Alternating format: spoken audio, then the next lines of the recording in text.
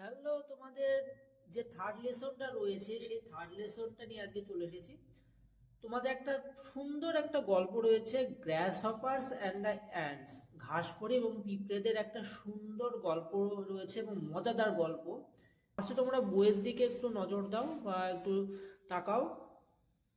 দেখো, ফার্স্টে দেওয়া আছে, দেখো ইউনিট ওয়ানে, one summer day a grasshopper was hopping about in a field.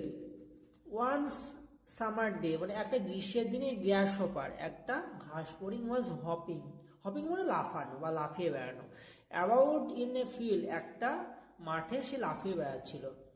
He was থ্রিপিং and singing মিলি, সে মধুর সুরে গুনগুন করে গান গাইছিল এবং চেঁচামেচি করছিল। এ গ্রুপ অফ অ্যান্টস ওয়াকড, একদল অ্যান্ট অর্থাৎ পিঁপড়েরা ওয়াকড হেঁটে যাচ্ছিল পাস্ট হিম, তার পাশ দিয়ে। The carried plum sheet of corn, এবং সে যেটা বহন করে নিয়ে যাচ্ছিল বা গ্রাসহপার বা ঘাস করে যেটা বহন করে নিয়ে যাচ্ছিল সেটা ছিল কি, খুব মোটা। প্লাম মানে কি, মোটা বা একদম যেটাকে বলা যায় হচ্ছে পুষ্ট, ঠিক আছে, পুষ্ট একটা ভুট্টার দানা সে বহন করে নিয়ে যাচ্ছিল। Where are you going with those heavy thing, তুমি এত ভারী বস্তু নিয়ে কোথায় চলেছো? আস্কড গ্রাসহপার, সে ঘাস ফড়িংটা জিজ্ঞাসা করলো। কাকে জিজ্ঞাসা করলো? সেই পিঁপড়েদেরকে, ঠিক আছে। Without stopping the first and reply, তারা না থেমে প্রথমে যে পিঁপড়েটা ছিল সে রিপ্লাই অর্থাৎ বলল, টু আওয়ার অ্যান্ট হিল, আমাদের বাসস্থানে। This is the third seed, এটা ছিল 3 নম্বর বীজ।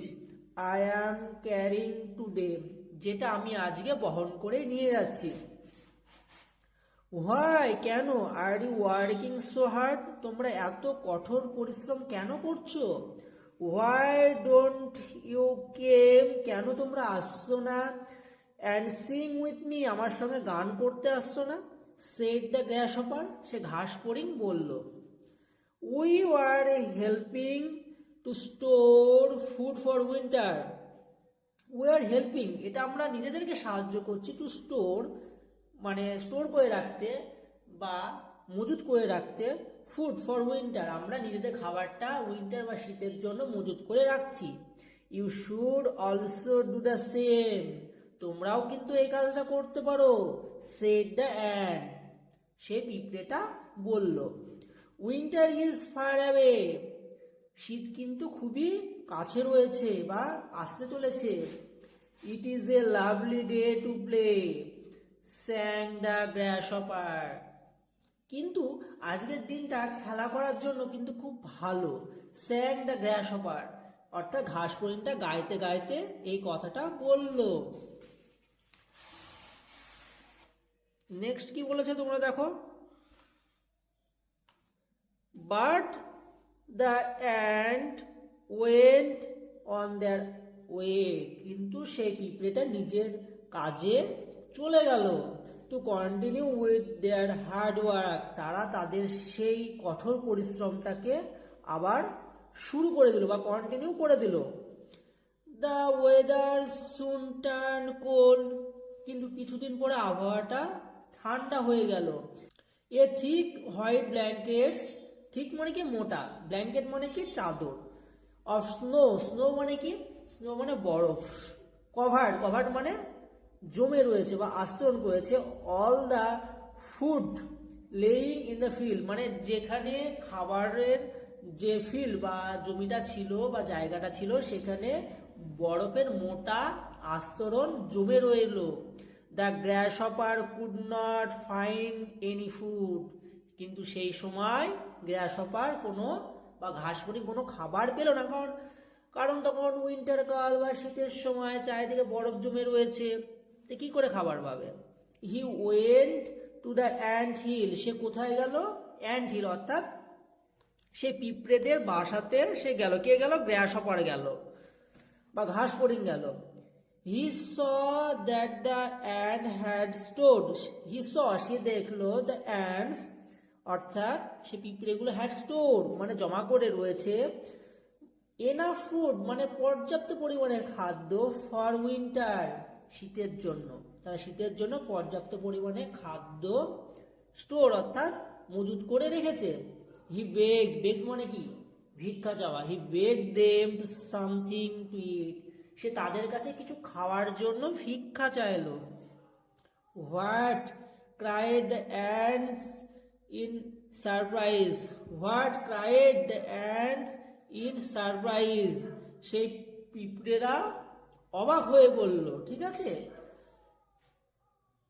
Have not you store anything for the winter, কেন তোমরা মজুত করে রাখোনি শীতের জন্য খাবার। হ্যাভ নট ইউ স্টোর, কেন তোমরা মজুত করে রাখোনি এনিথিং কিছু ফর দ্য উইন্টার, তোমরা শীতের জন্য কোনো কিছু মজুত করে রাখোনি।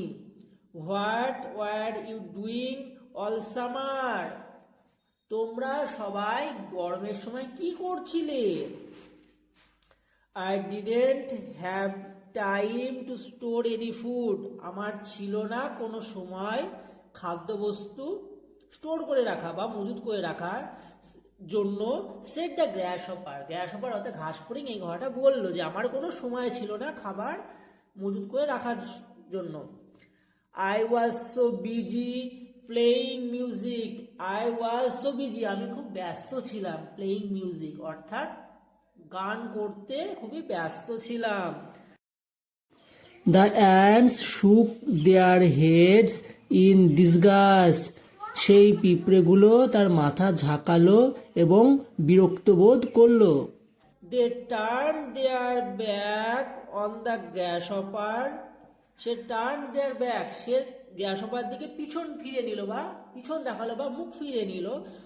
on the grasshopper অর্থাৎ সেই ঘাস ফড়িং এর কাছ থেকে, and went on with their work, এবং তারা তাদের কাজে আবার লেগে পড়লো বা ব্যস্ত হয়ে পড়লো। তো এইখানে থেকে যে তোমরা জিনিসটা শিখতে পারলে যে গ্রাসহপাররা কোনো কিছু মজুত করে রেখেছিল না, আর পিঁপড়েরা শীতের জন্য কিন্তু তাদের খাদ্যবস্তু কিন্তু জমা করে রেখেছিল, যখন যে খাবারের জমিটা রয়েছিল সেখানে যখন বরফের আস্তরণ জমা হয়েছিল, তারা যাতে শীতে পর্যাপ্ত খাবার পায় সেই জন্য। তো ইউনিট 1টা আজকে তোমাদের সারা হয়ে গেল, নেক্সট দিন থাকছে ইউনিট 2, তোমরা ভিডিও দেখতে থাকো, অবশ্যই আমি তোমাদের পাই টু পাই শিখিয়ে দেবো।